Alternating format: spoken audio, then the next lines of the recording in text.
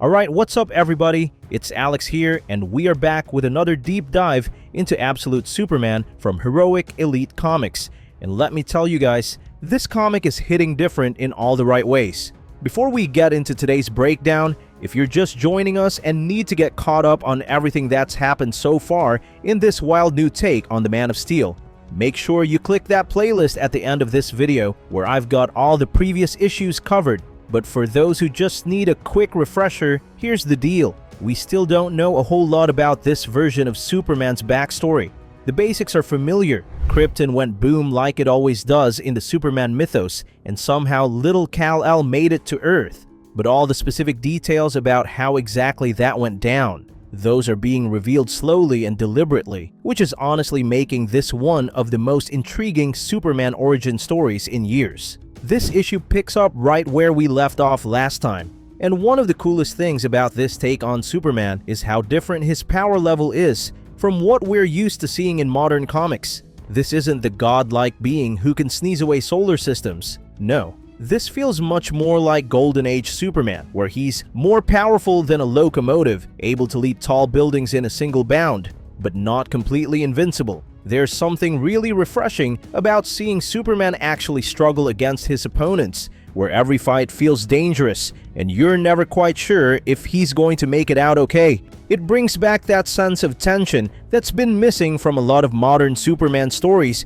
where he's basically unstoppable. When we last saw our boy in blue, he was down in Brazil working alongside these miners who were basically enslaved by this shady global organization called Lazarus. Now, we don't know exactly what Lazarus is yet. Could be a corporation, could be a government agency, could be something even more sinister. But what we do know is that in the Absolute Universe, which is already established as being a pretty dark and harsh place, these miners were getting treated like absolute garbage. Superman showing up and starting to challenge the authority figures, basically helping liberate these workers, was such a great moment that really shows who this character is at his core, regardless of which universe we're in. Of course, messing with the status quo like that brings down the hammer, and in this case, the hammer comes in the form of the Peacemakers. Now, here's where Jason Aaron's reimagining of DC lore gets really interesting. Most of us know Peacemaker from the movies or TV shows as this one guy who's willing to do whatever it takes to maintain peace, no matter how extreme. But in the Absolute Universe, Peacemaker isn't a person. It's an entire paramilitary organization. And get this, Lois Lane is one of them.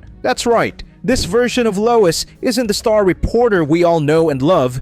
She's a hardened soldier who's fully bought into the system and follows orders without question. At least at first. The way their first meeting goes down is so good. Lois comes in guns blazing, literally, barking orders at Superman to get on his knees and surrender, while Superman is just calmly talking to his suit the whole time. Wait, what? Yeah, that's right. His suit has a name, Saul, and appears to be at least somewhat sentient, which is one of the coolest new wrinkles in this Absolute Superman mythos. This immediately raises all kinds of fascinating questions. Where do Superman's powers actually come from? Is it him, or is it the suit? How much of what he can do is innate versus tech-based? Lois is clearly trying to figure this out even while she's attempting to arrest him, which shows that no matter what universe she's in, Lois Lane's curiosity and intelligence always shine through. Things get really intense when the Peacemakers manage to get these special handcuffs on Superman, one cuff on him, one on Lois, that he can't just break out of easily. The way the suit, Saul, has to work to break them, and how the cuffs keep regenerating as they're being destroyed, makes for such a tense sequence that really shows how this Superman isn't all-powerful. He has to actually think and struggle his way out of problems. Meanwhile, the other Peacemakers make it crystal clear that they don't care if Lois gets caught in the crossfire. To them, she's completely expendable if it means taking down Superman. This is where we start to see the first cracks in Lois's belief system, as she realizes the people she's devoted herself to don't actually give a damn about her. Superman's escape is handled in such a cool way that pays homage to the character's roots. He doesn't actually fly away. He jumps, but he jumps so damn far, like 8 miles, that to anyone watching, it might as well be flight.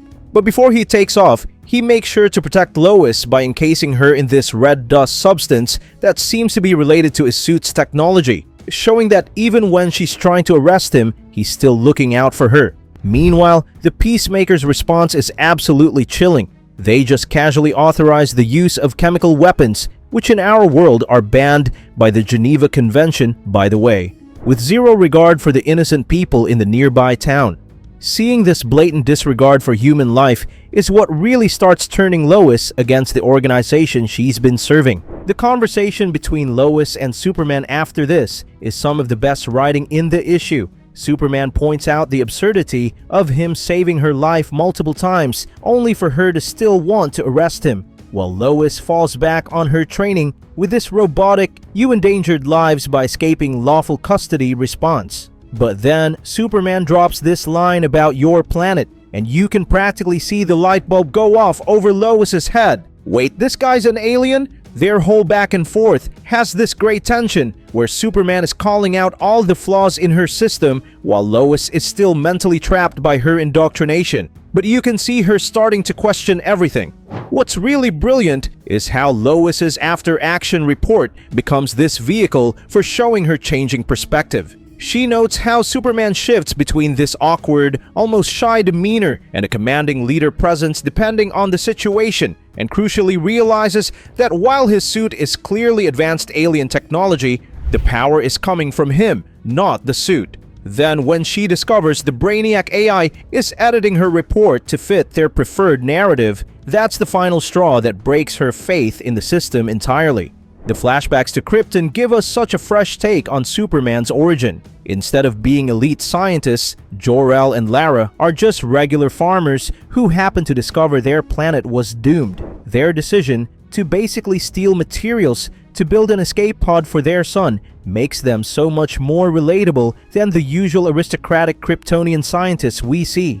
The Sunstone technology they develop becomes Superman's suit, and it's fascinating how versatile it is, functioning as armor, a spacesuit, even medical technology. Then we get introduced to the Omega Men as potential rebels against Lazarus, though it's left ambiguous whether they're genuine freedom fighters or just another power-hungry group waiting for their turn at the top.